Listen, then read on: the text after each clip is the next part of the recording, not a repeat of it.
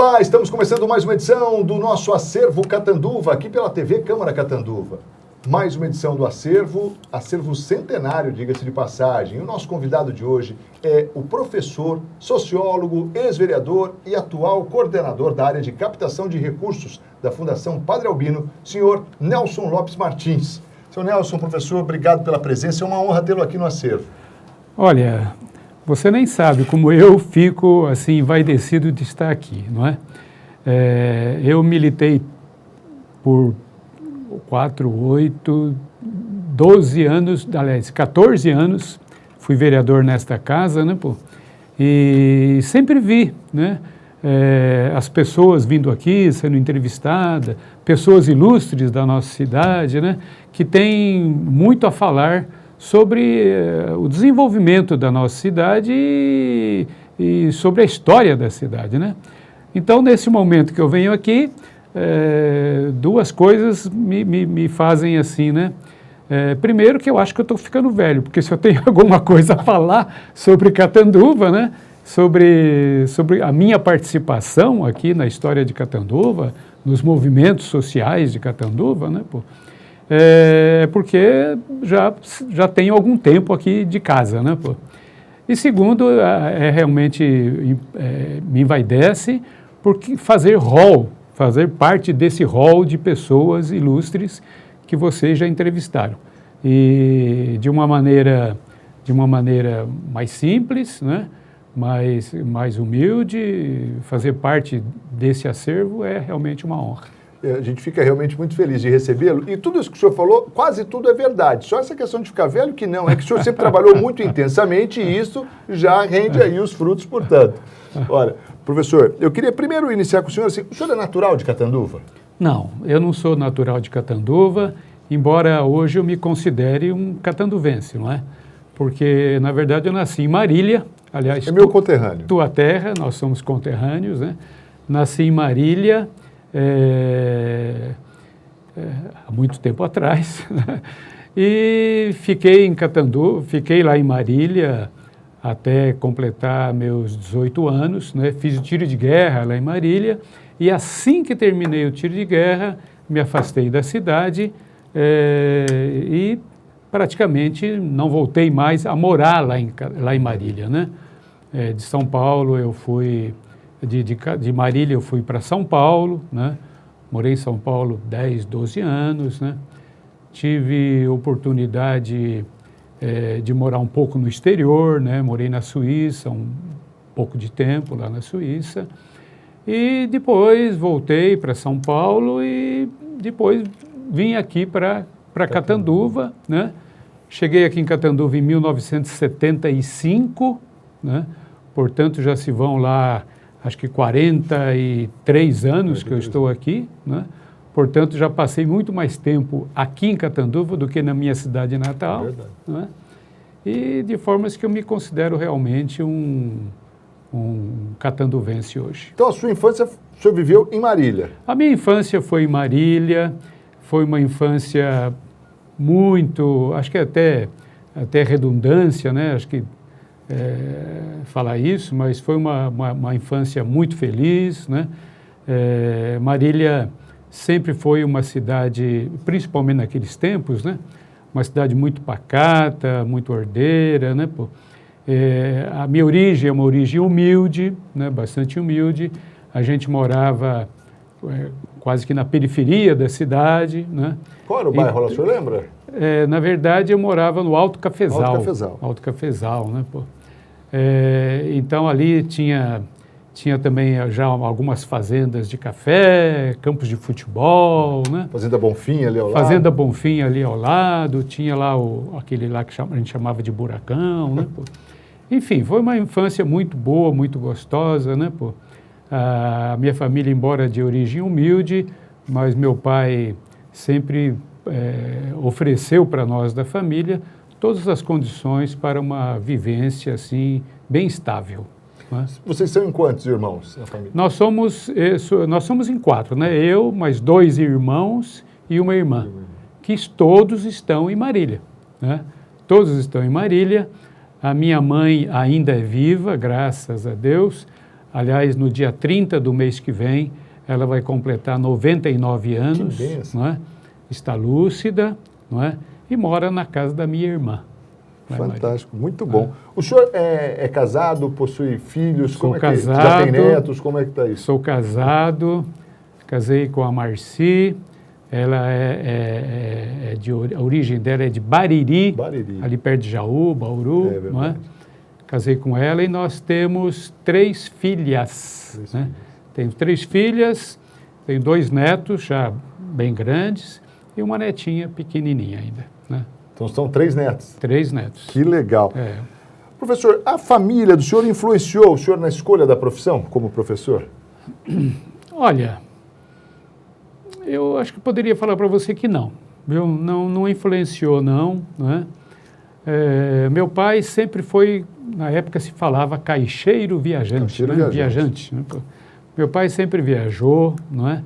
E como eu falei, assim que eu terminei o tiro de guerra, eu já tinha me formado para contador. Né? Contabilidade. Né? Aliás, meu curso eu fiz no Senac lá de Marília. Né? E quando terminou o tiro de guerra, eu fui embora para São Paulo, que era mais ou menos um destino comum dos jovens daquela época. Né? Em São Paulo oferecia muito melhores condições de trabalho. Né? Naquele tempo, muito diferente de hoje, existia o que nós chamamos de pleno emprego. Pleno emprego. Tanto assim que quando eu fui para São Paulo, eu já nos primeiros dias já arrumei emprego e, na verdade, como eu falo, pleno emprego, você escolhia aonde você queria trabalhar. Tanto assim que mudei de empresas, né? Mudei diversas vezes. Trabalhava numa empresa, no fim de semana pegava o caderno de empregos do Estadão, que era um calhamaço desse tamanho, não é? Escolhia um novo emprego, né? Mudei diversas vezes. Aí eu parei um tanto, acho que fiquei uns 2 anos mais ou menos, numa empresa multinacional, que é a Pirelli, né? Pneus Pirelli. Trabalhei na Pirelli lá 2 anos e pouco. Depois eu passei para a General Electric, que também é uma empresa multinacional, é GE, né? E estando na GE, eu um dia cheguei em casa, à noite tinha um jornal lá, eu fui ler o jornal e vi o anúncio de um outro emprego. Trabalhando na GE, uma multinacional, ganhava bem até. Mas aí eu vi um emprego de uma empresa que eu nunca tinha ouvido falar, que chamava Sesc, né? Que oferecia um salário ainda maior do aquele que eu ganhava na GE, e uma coisa que me chamou muita atenção, tinha que ter disponibilidade para viagens. Né? Então, provavelmente, se eu entrasse lá, ia ganhar mais e ter a possibilidade de viajar. Isso, naquela época, eu era jovem, né, 20 e poucos anos, tudo que você era quer, né? tudo que eu queria na vida. Não é? Fui fazer o concurso no Sesc, não é? Fui fazer lá o concurso no Sesc, concurso feito lá para 800 e poucos candidatos, não é? Tive a felicidade de passamos em 10, né? E foi assim que eu entrei no Sesc, né? E não sei se foi isso que você perguntou. Sim, mesmo. foi, exatamente. A questão da profissão. Da profissão e se a família influenciou, não é? Não, a família não influenciou, porque assim que eu adentrei no Sesc, né? Depois de passar por alguns treinamentos, né? Ficamos treinando uns 3 meses antes de entrar no jogo mesmo, né? E ficamos treinando lá, e lá fizemos uma série de cursos que habilitavam a gente a também replicar esses cursos, né? Dentro daquele trabalho que o Sesc fazia na época, né? E veja bem, eu tinha o curso secundário nessa época, quando eu entrei no Sesc. Meu curso, minha formação escolar ia até o curso secundário. Eu não tinha uma formação universitária. Então, adentrei no Sesc e aí o Sesc era uma entidade de serviço social, cultura, lazer, esporte, não é? Mas tinha uma predominância dentro do serviço social. Então, eu fui fazer a faculdade de serviço social, né? Mas o Sesc é muito dinâmico e eu, dentro dessa dinamicidade toda, eu mudei muitas vezes dentro do Sesc. Então, comecei a fazer a faculdade de serviço social, mas isso em São Caetano do Sul. Mudei, vim para o interior, comecei a fazer uma outra faculdade. Enfim, para resumir a história, comecei e não completei umas 3 faculdades. Tudo por conta da mudança. Por causa de mudanças de estilo de trabalho, mas tudo dentro do SESC, né, pô? No fim, acabei me formando quando eu vim aqui para Catanduva. Isso em 75? 75, cheguei aqui em Catanduva em 75 e já fiz um vestibular aí no começo do ano e passei aqui na Faculdade de Filosofia, Ciências e Letras de Catanduva, onde eu me formei em Estudos Sociais, né? Depois fiz o curso, não aqui, mas fiz o curso de Sociologia, né? E hoje eu sou professor, né, de História, Geografia, Estudos Sociais e sou sociólogo, né? Então, mas falar assim que eu ministrei aula curricular em alguma escola, nunca fiz isso. Mas por eu ser professor, o pessoal costumou me chamar de professor, né? Sou professor sem ter nunca ministrado um dia sequer de aula em alguma escola, né? Dei muita aula, mas muitas aulas pelo SESC, dentro do trabalho que o SESC realizou e que eu participei. E o senhor ficou quanto tempo no SESC? Ah, bom, aí foi a minha grande carreira profissional. E olha, você não sabe como eu agradeço, sabe, aos céus ter me dado essa oportunidade. Porque eu não conheço, né, nem aqui no Brasil, nem no exterior, não conheço um lugar tão maravilhoso para você trabalhar quanto o SESC. Certo? E o SESC trabalha, primeiro, o SESC trabalha com coisas gostosas, né? Trabalha com cultura, né? Com lazer, com esporte, né? Então, você não tem jeito de ficar triste trabalhando no SESC, né? Nem quando você é muito cobrado, tem pressão e tal, não tem jeito. O SESC é um lugar fantástico para você trabalhar, não é? E de formas que a minha grande carreira profissional foi dentro do SESC. Fiquei lá respondendo a tua pergunta 33 anos. 33 anos, né? Dos quais a maior parte foi aqui em Catanduva, né? Aqui em Catanduva acho que foram 27 anos aproximadamente, né?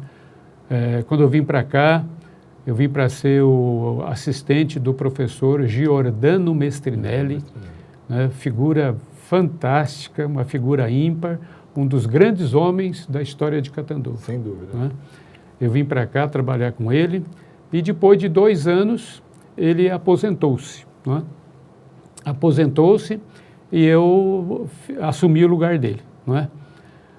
Assumi o lugar dele e aí fiquei diretor do SESC e fiquei até aposentar. Né? O senhor aposentou em que ano no SESC? Você lembra? Eu aposentei em 1999. 99. Está fazendo, por exemplo, 18 para 19 anos, né? 19 anos. 19 anos. E a vida pública, a vida política, né? Teve origem como? E ela partilhou uma boa parte dela junto com o SESC? Como é que foi isso? Na verdade, foi, sim. Veja bem, não a política assim, eu como... um cargo eletivo. No caso objetivo do SESC. Embora veja bem, eu particularmente, eu acho que você exercer um cargo político, né, seja o vereador, seja o governador, deputado, seja o que for, na verdade... através da política, eu acho a política a coisa mais importante que tem. Sem dúvida. Entendeu? Porque tudo decide-se politicamente, não é? Tudo. O salário das pessoas, o preço da energia elétrica, não é? A roupa que nós estamos vestindo, enfim, tudo se decide politicamente. É um grande erro dizer que não quer saber de política. Eu acho um enorme erro as pessoas falarem que não quer saber de política, não me informo de política, coisa e tal. Eu acho que exercer um cargo público é uma dádiva, não é? É uma pena até que hoje em dia a política esteja tão vilipendiada, né? Hoje você falar que participa da política ativamente, você já é olhado meio torto. Totalmente. Não é? Infelizmente, chegamos a esse ponto. Né? Mas a primeira vez que você perguntou a influência, como é que eu entrei nesse mundo político, na verdade foi... eu estava no SESC ainda, né? Estava no SESC, e o presidente do SESC, na época, José Papa Júnior, ele me sai candidato a senador pelo estado de São Paulo. E ele, percorrendo as unidades do SESC e do SENAC, ele esteve aqui em Catanduva, reuniu todos os funcionários do SESC e do SENAC, porque ele veio aqui em Catanduva receber um título de cidadão catanduvense. Depois da homenagem, pediu uma reunião com os funcionários, já era quase meia-noite, reunimos lá no SENAC, né? E lá ele falou dessa intenção dele de ser candidato e pediu não, ele, entre aspas, quase mandou, né, que alguém que representasse SESC-SENAC saísse candidato aqui a qualquer coisa, né? E aí, nessas conjecturas que foram feitas após isso, né, os funcionários de SESC-SENAC me indicaram. Eu não queria ser, porque eu tinha chegado a Catanduva aqui há não muito tempo. Outros companheiros de Catanduva tinham mais nome, mais relevância do que eu, mas sem querer incumpridar muito, mas não deu certo, não é? E também o candidato a prefeito da época, que era o saudoso Gerson Gabas, ele ficou sabendo de toda essa indicação do SESC e tal, e foi lá, conversou comigo que se alguém tinha que sair representando o SESC-SENAC, teria que ser eu, que eu era o diretor do SESC. Bom, aí fui candidato a vereador aqui em Catanduva, não é? Sem ter família aqui, mas enfim, foi eleito. O trabalho do SESC, né, muito considerado também na época, né, eu fui eleito. Acabei, fui eleito. E foi aquele mandato que foi maior? Foi eleito, foi exatamente. Foi eleito, na verdade, o prefeito eleito na época foi o José Alfredo, doutor José Alfredo, e o mandato nós fomos eleitos por 4 anos, mas acabamos ficando 6. 6, é verdade. Né? Houve uma prorrogação dos mandatos. Então, eu fiquei 6 anos aqui na vereança, né? E foi o meu batismo de fogo assim na política, né? Depois eu deixei de ser vereador, mas sempre acompanhando a política. Até hoje é um assunto que me interessa muito, né? Acompanho, né, todos os noticiários, né, E depois voltei à cadeira de vereador depois, né, Aí eu já não estava mais no SESC, já tinha saído. Foi em 2000, né? Foi em 2004 ou 2000? Foi em 2000 e... Deixa eu ver aqui, eu tenho anotado aqui. Vamos lá. Vamos na colinha aqui, né? Na verdade, foi na época que entrou o Afonso Macchione. Acho que foi em 2008. 2004. Né? 2004. Foi em 2004. Foi em 2004 que eu fui eleito novamente e depois fui reeleito também junto com o Macchione. Macchione foi reeleito e eu fui reeleito também, né, E participei dessa casa, então, com muita satisfação, com muito orgulho, né? E eu tenho até o orgulho de dizer que nesse período, né, que eu fui vereador, eu pude contribuir, assim, com... Bom, indicações, eu fiz milhares de indicações, né?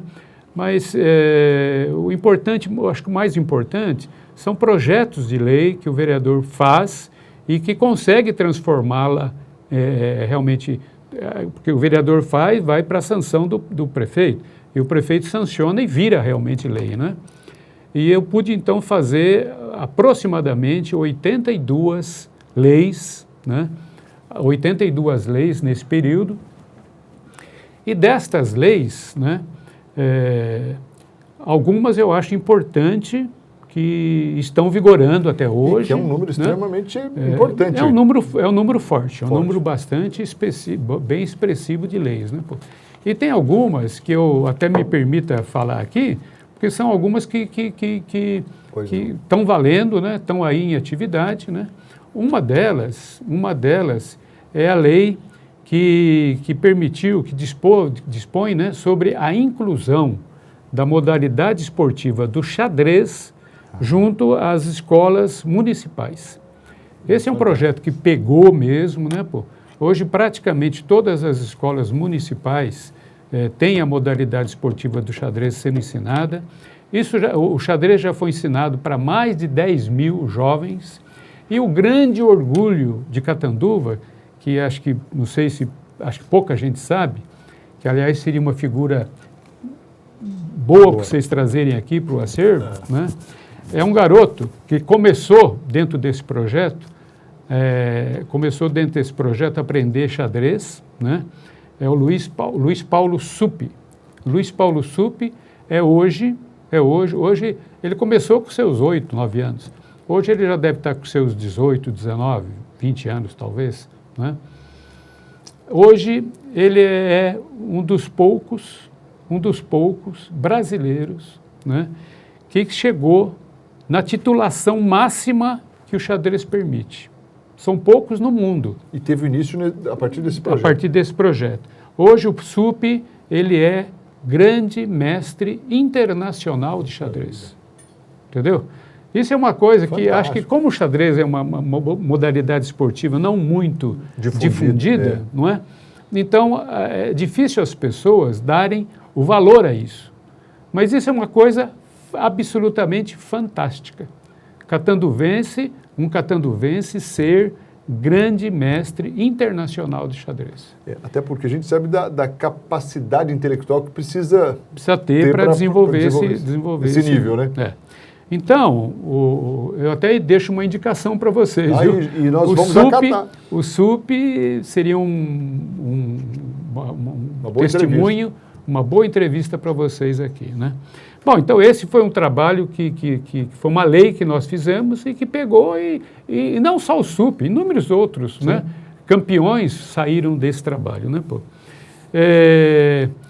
Tem um outro projeto que está valendo também, tá aí na ativa, que instituiu o programa Bolsa Esporte Olímpica, né? Que a municipalidade, alguns atletas de destaque recebem bolsa pelo município, né? Isso vigorou durante um bom tempo. Que é aliás, que a gente percebe que ainda é um grande mal no nosso país, né? Não dá esse apoio necessário. Não dá esse apoio, né, pô? Aqui, a gente só quer resultado. Né? Aqui, através desse projeto nosso, vigorou durante muito tempo, acredito que esteja vigorando ainda, e alguns atletas recebem uma bolsa que permita a eles a estudar, enfim, né, a se desenvolver, né, pô? Um outro projeto que eu acho que foi bastante interessante, né, pô, foi o programa que dispõe sobre a visita de equipes de saúde a idosos em sua residência, né?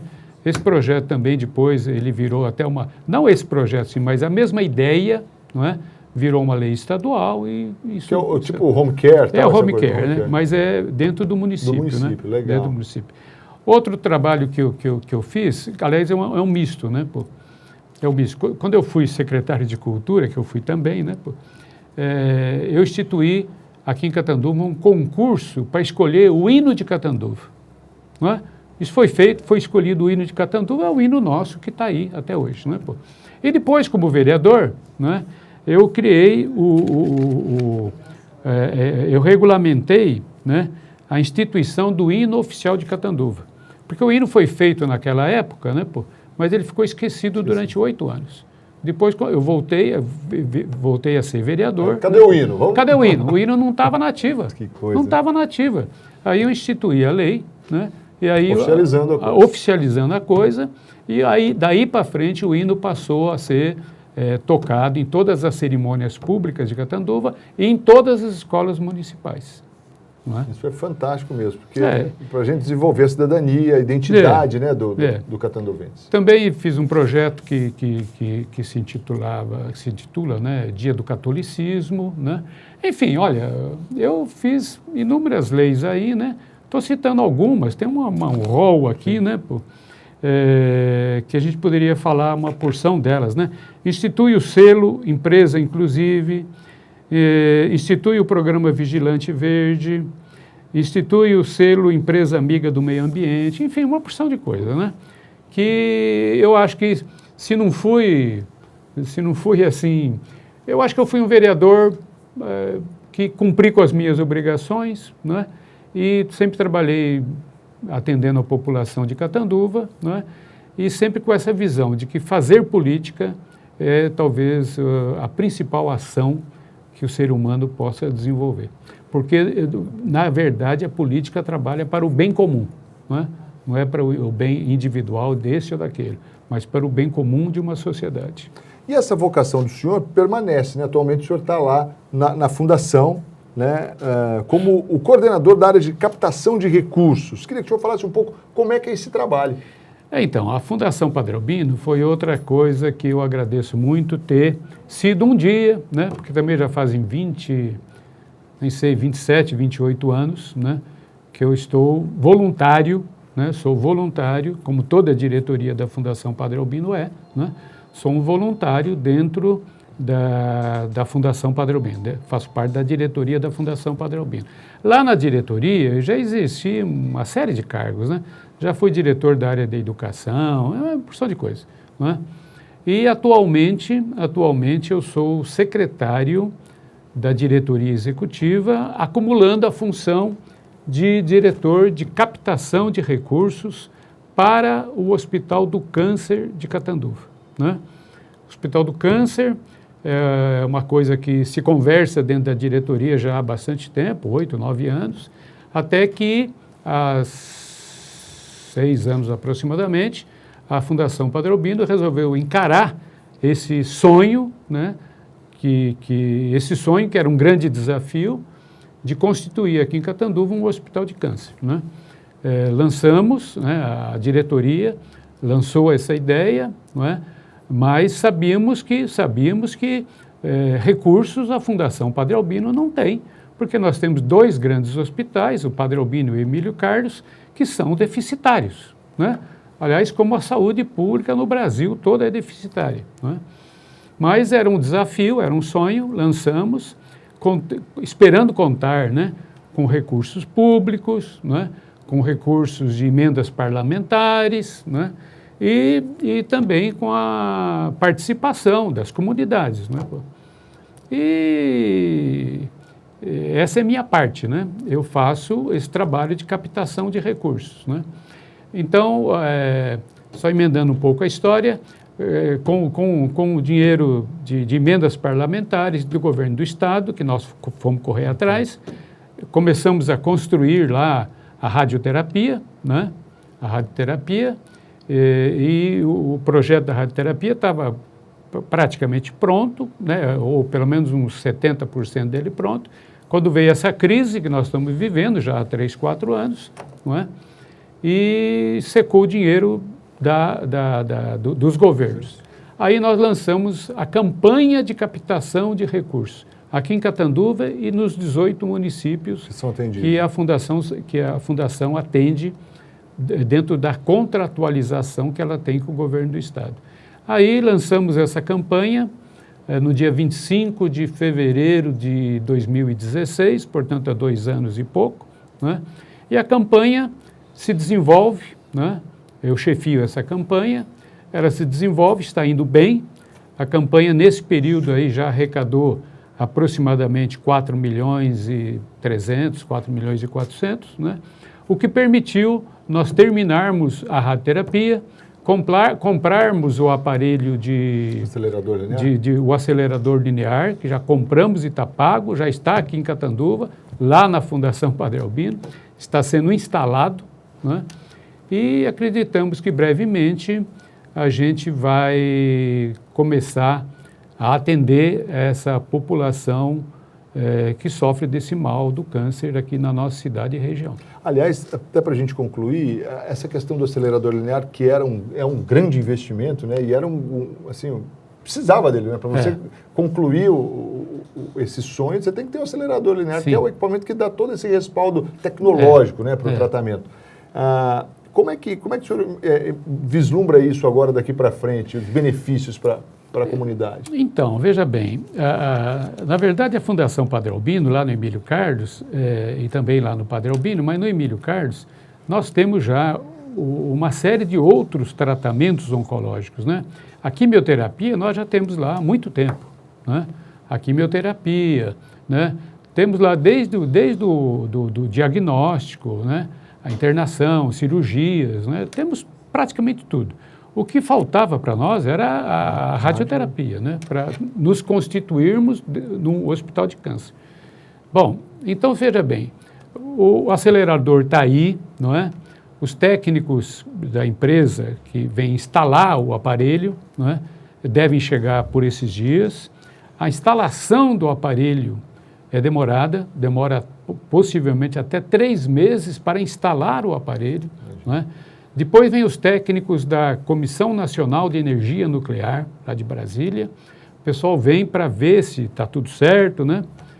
Porque é uma coisa muito delicada, né? Ver se está tudo direitinho, coisa e tal. E para depois nós termos, né, a autorização para começarmos a atender. Estamos também em busca, né, já foi solicitada há 2 anos, a liberação para nós podermos atender pelo SUS, né? Porque a nossa ideia principal é atender clientes SUS. Vamos atender particular também, plano também, mas a nossa prioridade é atendimento SUS, não é? Catanduva e região. Então, eu vislumbro, né, que brevemente esse trabalho vai entrar o aparelho vai entrar em operação, né? E eu vislumbro assim um enorme regozijo, né, dessa população que necessita desse tratamento, porque hoje em dia o que acontece? Na grande maioria das cidades, né? Catanduva também. As pessoas são obrigadas a levantar 4, 5 horas da manhã, pegar normalmente uma condução que é fornecida pela prefeitura, né? Vão lá para Barretos, ou para Rio Preto, ou para Jaú, né? Vão lá, recebem a radiação e ficam naquele estado lastimável de saúde, fica realmente má, né? E tem que esperar até o último o último que foi com ele, a passar pela radiação para poder voltar para casa. Às vezes sai de casa às 5, 6 horas da manhã e volta 4, 5 horas da tarde, se sentindo mal. É realmente uma qualidade de vida péssima, não é? Então, em casa vai ser demais, né? E esse pessoal aqui da nossa região, né, vai ter isso aqui muito mais próximo. Os de Catanduva, Pindorama, é encostadinho aqui, né? Vai lá, recebe a radiação e volta para casa, não é?